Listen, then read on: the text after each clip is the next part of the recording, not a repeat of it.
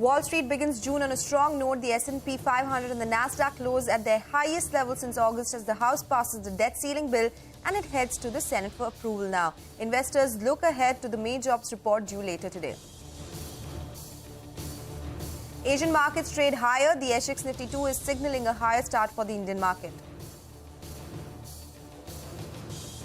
Oil surges over 3%, the highest in 2 weeks as demand outlook improves and optimism over the debt ceiling bill. The focus now shifts to the OPEC Plus meeting, which is due on Monday. Tata Motors sales fall in May, but numbers beat street estimates. Royal Enfield and TVS sales reflect strong growth, comfortably beating expectations, while Hero Motors numbers marginally miss estimates as exports did.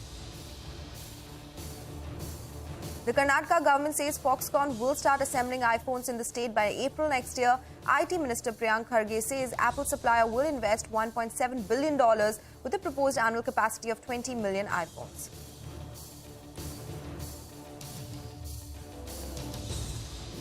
Hi everyone, good morning. In the Mumbai News Center, I'm Sonal Bhutra and you're watching Power Breakfast. It's finally a Friday morning, but we do have a lot to catch up on, the last trading day of the week as well. But first up, let's take a look at what the Asian markets are doing because they are buoyed by the fact that debt ceiling bill has been passed in the House.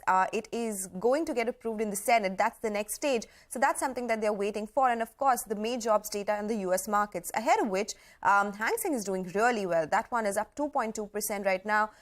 Mostly the eyes are on the May jobs report that will come out later today. Taiwanese index is up around 1% as well. And that's the case across major Asian indices. Kospi is up 1%, Nikkei is up 0.8%. So bullish cues is what we are getting from the Asian markets. And SGX Nifty, that one is indicating that the start for our own markets could be well in the green. 77-point uptick is what this one is indicating. But it's important to see whether we hold on to those opening highs or not or consolidate at these levels. So today's level will be an important one to watch after the weekly expiry that we saw yesterday. Let's talk about the U.S. markets now. Wall Street ended Thursday's trading session higher with the Dow Jones gaining over 150 points, the S&P 500 closing over 40, and the tech-heavy Nasdaq finishing more than 1% higher. In fact, the Nasdaq and the S&P 500 closed at their highest level since August. Philadelphia Fed President Patrick Harker, who is a voting member in the FOMC, said the Fed may be close to a point where it can stop raising interest rates and allow monetary policy to rein in inflation. Okay, so that is an important comment coming in. Let's move on now and get you updates on the U.S. labor market ahead of the important May jobs report, which is due today. Jobless claims for last week edged higher but were slightly below expectations. Even continuing claims settled higher but were below estimates. ADP data showed private payrolls increased, coming in above estimates as well. Industries like leisure, hospitality, mining led the gains. CNBC Steve Leesman gets us the details on this one. It's a big beat for ADP for the May payroll estimate of the private sector, up 278,000, and that is a huge increase from what the estimate was of 180,000.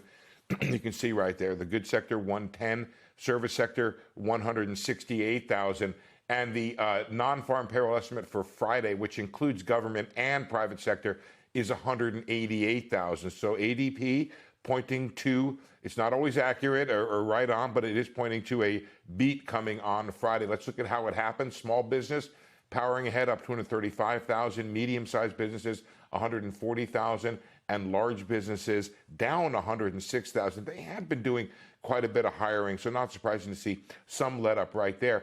And then you look at how by sector, and you see it's leisure and hospitality, 208,000. So the bulk of all of the hiring came again in the leisure and hospitality business. That sector is still down below where it was before the pandemic by 400,000 or 500,000 jobs. So there's still work to be done there. Construction sector, 64,000. Education and health services down 29. That had been an area that had been a source of strength. Financial activities, you've heard about layoffs in that sector. When it comes to the median change in pay, wages have been coming off. The average increase for a person staying in their job, 6.5%, one of the lowest ones we've had in quite a while, down 0.2, and job changers up 12%. That is also down from the prior month. I just want to give you one other piece of data from a different source. We follow some of the high-frequency data from UKG. They're a human resource software company. They're saying they see job strength. This month we saw labor market strength across every sector. They said this certainly indicates the underlying labor market remains extraordinarily tight, and we didn't see any pockets of weakness throughout the month. Okay, hospitality and leisure segments doing well across the globe, and that's what led to that growth that we saw in the U.S. markets as well. In fact, let's stay with the trends in the U.S. labor market. The Fed's response to these trends in 2 weeks and more. Let's listen into some important opinion which is coming in from J.P. Morgan's chief U.S. economist Michael Farrell. Suppose if we got a hot enough number, even with the message we got from Jefferson yesterday that you could have a hike back on the table. And certainly while I do think Jefferson was speaking for Powell and what he said yesterday, there definitely is still a large contingent on the committee who already seems to be favoring a hike at the next meeting, irrespective of what we get tomorrow. So I suppose with a strong enough number, we could still see a hike in 2 weeks. The labor market broadly is slowing, right? You did have an increase in job openings in April, but broadly speaking, they have been trending down. So I do think you are seeing slowing in labor market activity. It's just not happening abruptly, and certainly if it were happening abruptly, we would see probably a signal in claims. So I do think generally things are playing out as you would expect, which is to say labor market activity is slowing. It's just not happening, certainly it's not happening overnight. So we'll see. We'll see what we get tomorrow, but the slowing has probably been a little more gradual than most people anticipated, ourselves included. Okay, the big Q today, U.S. May jobs report. We'll keep tracking that for you. But let's move on. The bill to raise the debt limit in the United States was passed by the House with bipartisan support on early Thursday. However, the bill could face a couple of more obstacles ahead in the Senate, which is expected to vote on the proposed legislation today. NBC's Bree Jackson gets us the special report from Capitol Hill. The bill is passed. And with that gavel, the debt limit agreement passes the House with overwhelming bipartisan support. House Speaker Kevin McCarthy taking a victory lap. This is the biggest cut and savings this Congress has ever voted for. Many hardline Republicans opposed the bill, but House Democrats helped push it through. In a statement, President Biden praised the House and urged the Senate to vote quickly, saying the agreement is a bipartisan compromise. Neither side got everything it wanted.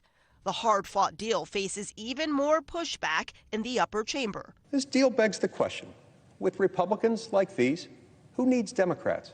This agreement is nowhere near as bad as the Republican original proposal, which would have been devastated.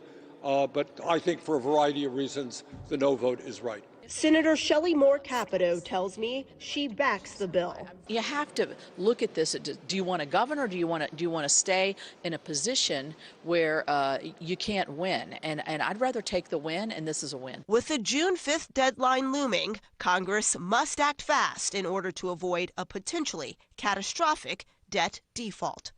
And some Senate Republicans have pledged to introduce amendments to this bill, which could delay its passage. But Senate Majority Leader Chuck Schumer has already warned senators that they may have to stay through the weekend in order to get this measure passed.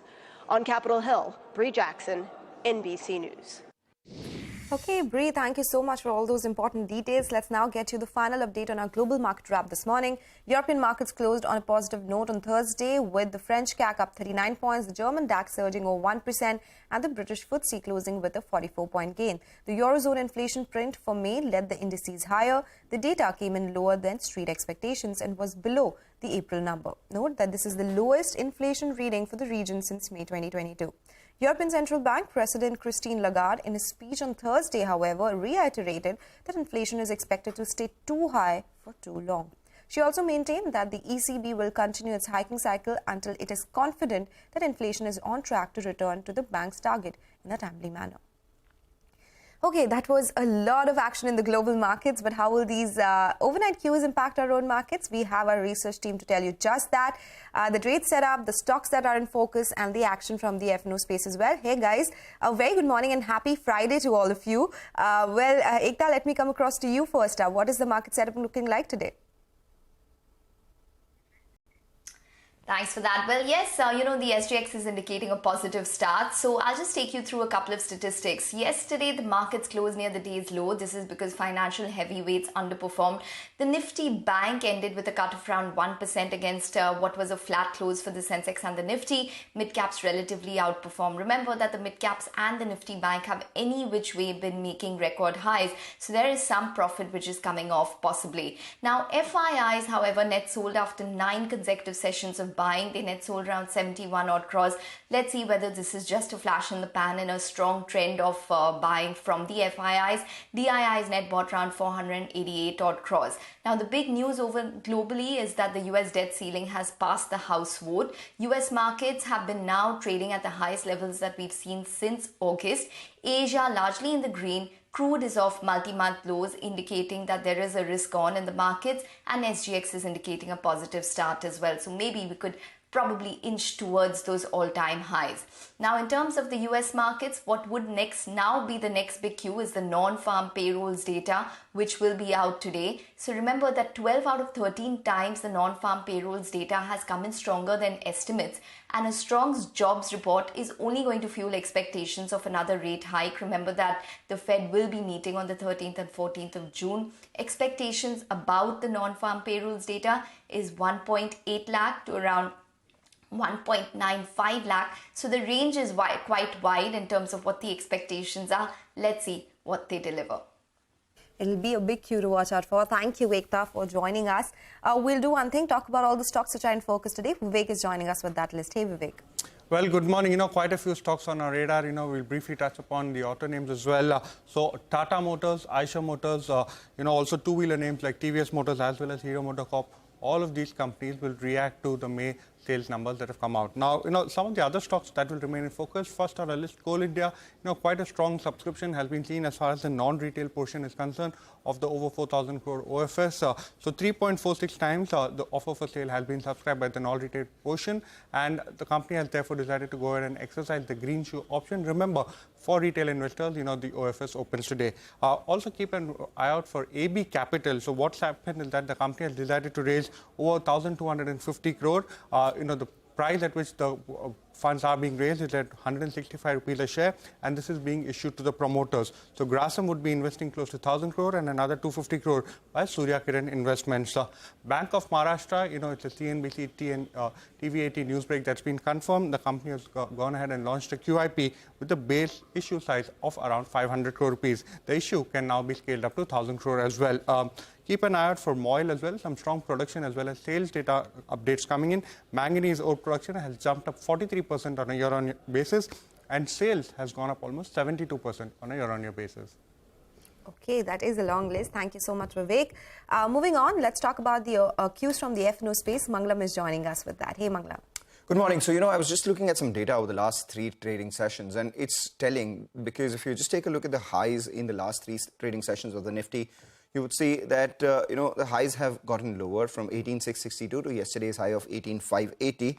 And the lows have gotten lower as well. 18,575 was on May 30th and 18,464 was yesterday. But the SGX Nifty is indicating a positive start. So let's see how things go as we open with a gap up. Importantly, last hour's decline in yesterday's trading session could be attributed largely to the weekly options expiry and also to no buying from the FIIs. In fact, after buying almost 27,000 crores in the month of May, they started June with a 71 crore sell in the cash market and also sold about 2183 crore in index futures. As a result of which, their long exposure fell from 61% 3 days ago to about 46%, telling you that there are more shorts in the system than longs right now. What did the FIIs do in index futures? They unwound about 10,800 long positions and they added about 11,850 short contracts as well. And if you look at the data further down, you would see that of the 2,100 crores that they've sold in index futures, 1654 crores was attributed towards the Nifty and 526 only towards the Nifty Bank, which has been an underperformer because the Nifty Bank is closer to a support. Yesterday, it went above that 20-day moving average and closed above the 20-day moving average on the Nifty Bank itself. The 20-day moving average on the Nifty Bank is 43,751. It closed at around 43,790. The Nifty is about 150 points away from its 20-day moving average. So that is something that we'll be watching out for in terms of a strong support. Nifty is 18,487. The 20-day moving average, 18,338. Important to watch out for active options for next week 18,500 is the fulcrum. We're seeing both calls as well as puts written at the 18,500 mark for a combined premium of 200 odd rupees, telling you that the broad range for next week is 18,300 to 18,700, and we'll be meandering between this broad range itself. Okay, all right. Thank you, Mangalam, Ekta, and Vivek for joining us. That's the Power Prep segment for today. We'll do one thing, slip into a short break. Up next, we'll get you a roundup of all the auto sales numbers which were announced after market hours yesterday. Stay tuned for that.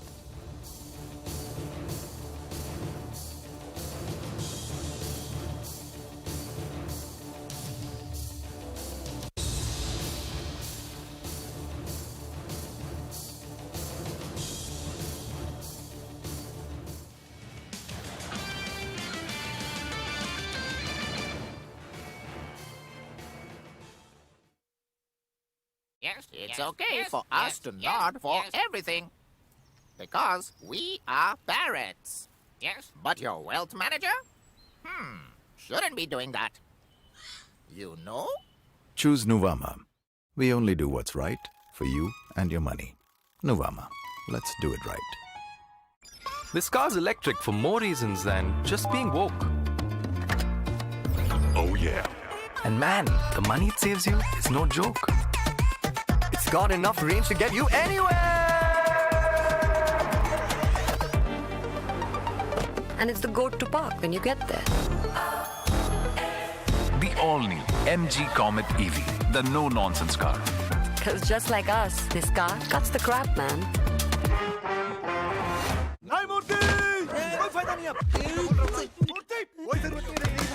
नई car खरीदने से पहले एको check करें और 36,000 तक बचाएं।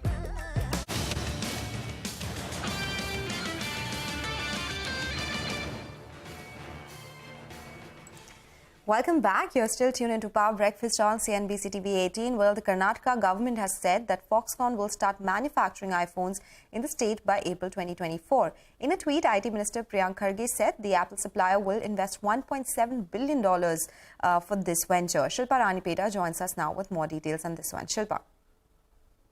Yes, well, a significant investment for the Karnataka government also from Foxconn. Now, the government has said that, it will hand over this 300-acre land in Devanahalli, which is in fact Bangalore's outskirts, to Foxconn on the 1st of July. And the company plans to start assembling iPhone units here by April 2024. Now, while earlier reports suggested about a 700 million investment by Foxconn, the Karnataka government has now said that the Taiwanese Apple supplier will now invest 13,600 crores into this plant, and it's expected to create about 50,000 jobs. That's what the government has said.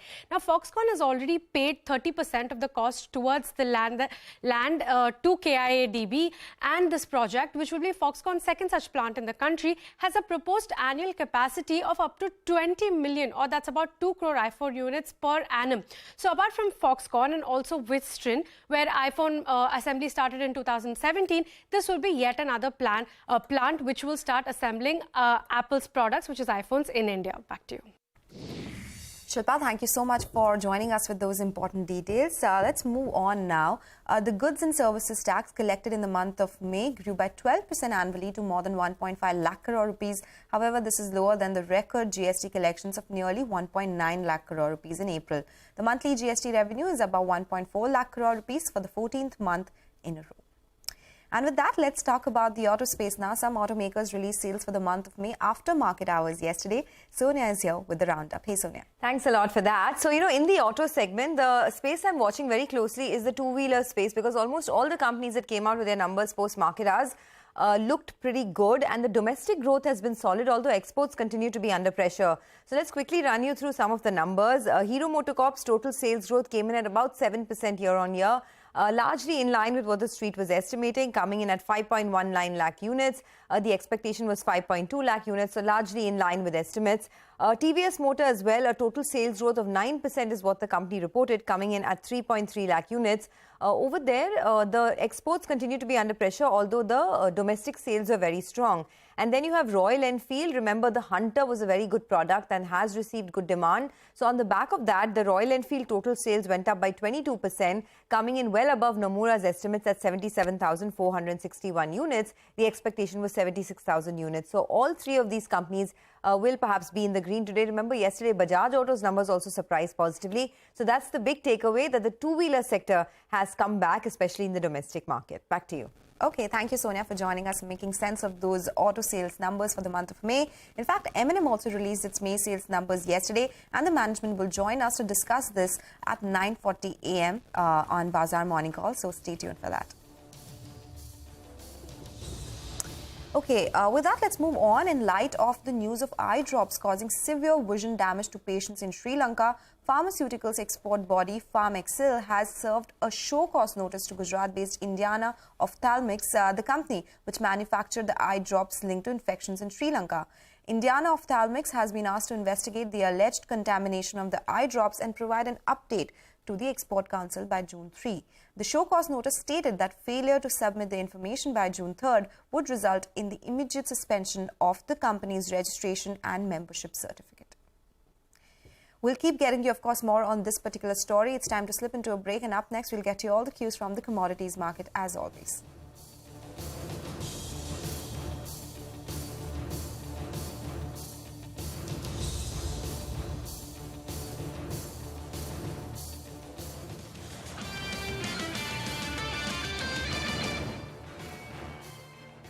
What does your investment portfolio look like without gold? Incomplete. Because as a gold owner, you have the power to make bold decisions. To balance risks and returns. The power to buy and sell, right at your fingertips. Making gold your strategic advantage. Without which, your portfolio is incomplete. Power your portfolio with gold. World Gold Council. I am slow. I'm a tortoise. But your wealth managers, they shouldn't be as slow, you know? Choose Nuvama. We move at the right pace because we only do what's right for you and your money. Nuvama. Let's do it right. We don't just design new cars. We create new ways to design all cars. In fact, we make the whole world of India's mobility new forever.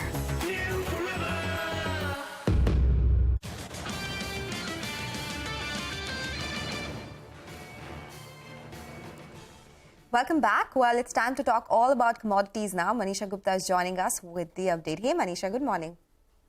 Hey, thank you for that. I'll start with crude oil prices, where we are trading off the 17-month lows that we hit in the markets yesterday. So we have seen 3% of gains overnight. But even with that, we are headed for a 3% weekly decline. When the fall in U.S. dollar clearly has been supportive, and the U.S. setting to suspend debt ceiling till 2025 has improved the sentiment. And then you also are looking at the U.S. inventories gaining. That would continue to keep the prices in check. And the markets are all awaiting the U.S. non-farm payroll data today. And on Sunday is the OPEC and allies meeting. So ahead of that, the weekend is clearly going to be quite rocky when it comes to the crude oil prices.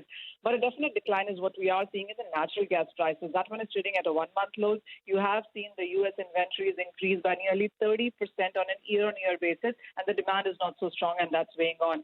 In the metal prices as well, the U.S. non-farm payroll data is today, and ahead of that, there is some profit taking that we've seen across board. So whether it's gold, silver, copper, zinc, all trading marginally in the red in Asia right now.